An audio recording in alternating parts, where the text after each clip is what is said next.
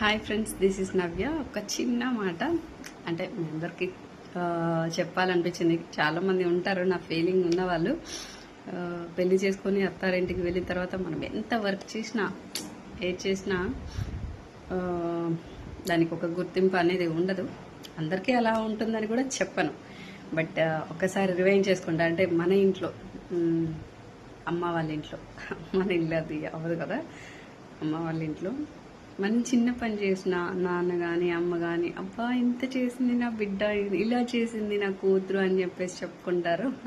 అవి గుర్తు చేసుకున్న ప్రతిసారి కొంచెం కష్టంగా అనిపిస్తూ ఉంటుంది.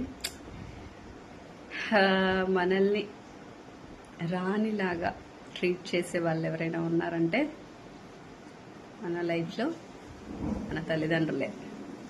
నిజం అనుకున్న వాళ్ళు కామెంట్ చేయండి. Bye friends.